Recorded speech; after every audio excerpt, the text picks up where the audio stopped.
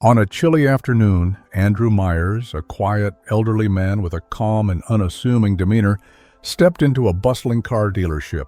His old sedan, while reliable, was nearly a decade old, and he decided it was time for an upgrade. Clad in a worn-out coat and scuffed shoes, Andrew looked entirely out of place amidst the sleek interiors and the well-dressed clientele. But he wasn't there to impress anyone. He was simply looking for a car that would meet his needs. As Andrew wandered through the dealership, admiring the gleaming vehicles on display, the reaction from the staff was far from welcoming. Despite his evident interest, no one approached him to offer assistance. Instead, the salespeople busied themselves with younger, flashier customers who looked like they could afford the dealership's luxury models. Andrew's modest appearance seemed to act as an invisibility cloak, rendering him almost non-existent in the eyes of the staff. One of the salesmen, Garrett Blake, a young man with slicked back hair and a self-assured smirk, briefly made eye contact with Andrew, but just as quickly, he turned his attention to a well-dressed couple who had entered moments later. The whispers among the staff, the dismissive glances, and the palpable indifference were impossible to ignore. Andrew waited patiently by a shiny black sedan that had caught his eye, running his hand along its polished surface and imagining himself behind the wheel. After nearly 20 minutes of being ignored, Andrew decided to take matters into his own hands. He approached the main desk where 3 salesmen stood chatting animatedly. "Excuse me, sir," he said politely, his voice steady despite the growing frustration in his chest. "I'm interested in purchasing one of your vehicles. Could someone assist me?" Garrett barely glanced up from his phone. "We're a bit busy at the moment," he replied dismissively. "Why don't you come back later?"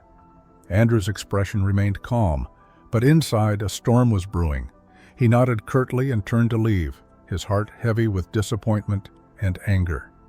As he walked out, he heard one of the salesmen mutter under his breath, followed by a faint chuckle. "Wasting time on window shoppers," the voice sneered. Little did they know, Andrew Myers was far from an ordinary man. He had spent decades building a fortune through smart investments and business acumen, yet he chose to live simply, valuing character over material possessions. The humiliation he felt that day would not be easily forgotten, and as he drove away in his old car, a plan began to take shape in his mind. That evening, Andrew made a few phone calls to his influential contacts in the business world. By the next morning, he had orchestrated a move that would not only change his life, but also turn the dealership upside down. The following morning, Andrew Myers arrived at the dealership once more. This time, he wasn't there as a customer. After a series of strategic negotiations and phone calls the night before, Andrew had secured the necessary funds and agreements to acquire the entire car dealership. As he stepped through the glass doors, the same staff who had ignored him the day before were present, completely unaware of the seismic shift that had occurred overnight. Andrew was dressed the same. His modest coat and worn shoes didn't hint at the magnitude of the change. He walked in with the same quiet confidence, but this time there was a spark of determination in his eyes. The dealership's general manager, a middle-aged man named Thomas Green, noticed Andrew immediately.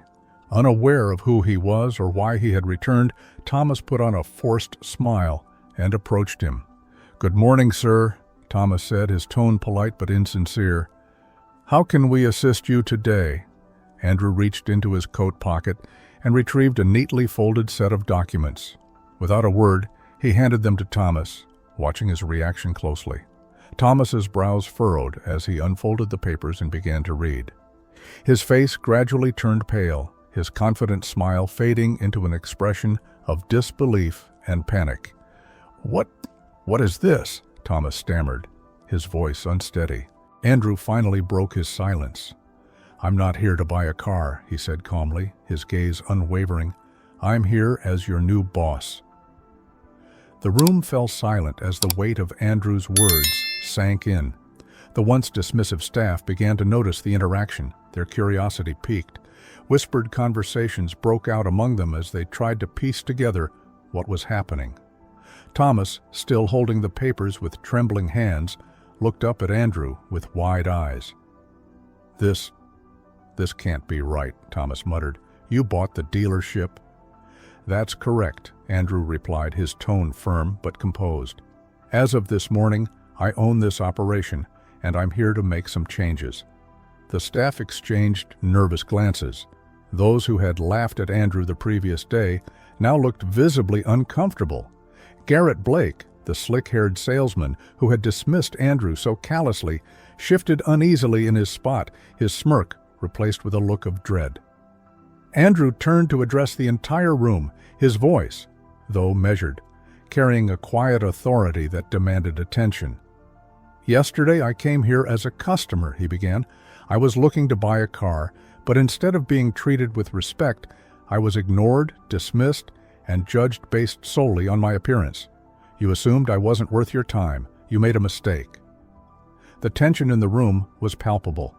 No one dared to interrupt as Andrew continued. "As of today, things are going to change," he declared. "This dealership will no longer tolerate arrogance or discrimination of any kind. Every customer who walks through those doors will be treated with respect, regardless of how they look or what you think they can afford." He turned back to Thomas. "And that starts with leadership. Thomas, you're fired." Thomas's jaw dropped. "Fired?" he echoed incredulously. "You can't be serious." "I'm very serious," Andrew replied, his voice unwavering.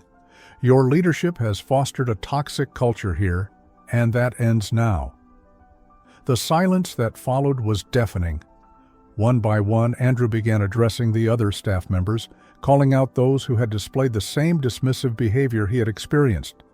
Garrett was among the first names on the list. "Garrett Blake," Andrew said, his gaze locking onto the young salesman. Garrett froze, unable to meet Andrew's eyes. "You showed me exactly the kind of attitude this dealership will no longer tolerate. Pack your things." Garrett opened his mouth to protest, but no words came out.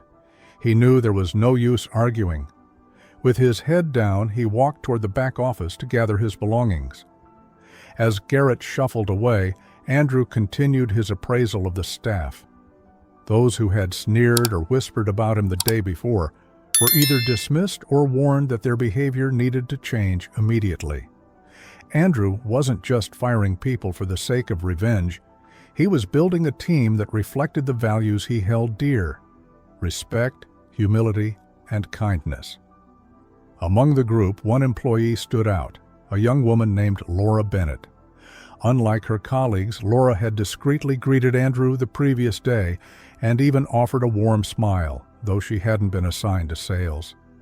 Andrew remembered her small act of kindness and saw potential in her. "Laura Bennett," Andrew called out, and she stepped forward nervously. "You're one of the few people here who treated me with even a shred of decency. Starting today, you'll be the new floor manager. I trust you'll lead with fairness and respect." Laura's eyes widened in surprise. "Me? But I've only been here 6 months," she stammered. "I'm not interested in seniority," Andrew replied. "I'm interested in people who treat others the right way. Congratulations, Laura." The remaining staff, now visibly shaken, began to realize that Andrew wasn't there to simply punish. He was there to rebuild. He addressed the room once more, his voice calm but resolute. "This dealership will no longer operate as it has in the past," he declared. "I want each of you to understand that every customer matters, whether they're dressed in a three-piece suit or an old coat like mine. They deserve your full attention and respect. If you can't uphold those values, there's no place for you here." By the end of the day, nearly half the staff had been dismissed. Those who remained were given clear instructions on how the dealership would operate moving forward. Andrew wasted no time hiring replacements, prioritizing individuals who shared his vision for a respectful and inclusive workplace. The transformation of the dealership was swift. Word spread quickly about the dramatic events and the new ownership. Customers began to notice the difference almost immediately. Where arrogance and indifference had once prevailed, a welcoming and professional atmosphere now thrived. Within weeks, sales soared, and the dealership's reputation skyrocketed. People from all over the city came not just to buy cars, but to experience the exceptional service that had become the dealership's hallmark. Andrew, however, remained as modest as ever. He didn't bask in the attention or take credit for the turnaround. For him, it wasn't about proving a point to the staff who had dismissed him. It was about creating something meaningful, a place where people felt valued. One afternoon, as Andrew walked through the showroom, now bustling with activity, Laura approached him. "Mr. Myers," she began hesitantly, "I just wanted to thank you for believing in me and giving me this opportunity." Andrew smiled warmly. "You earned it, Laura.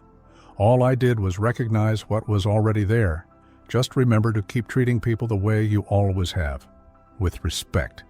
That's what truly matters." Laura nodded, her confidence growing with each passing day.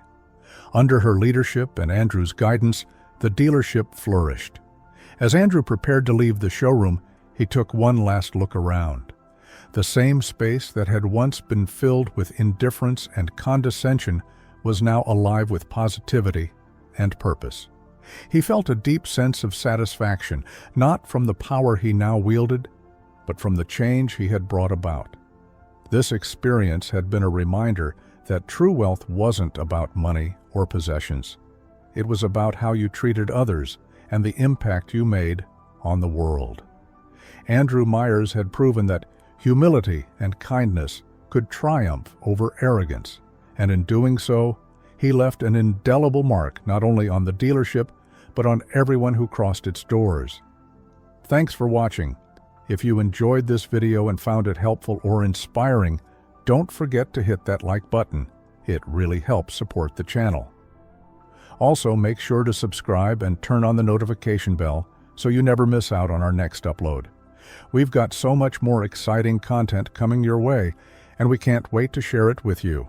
Until then, stay awesome, and we'll see you in the next video.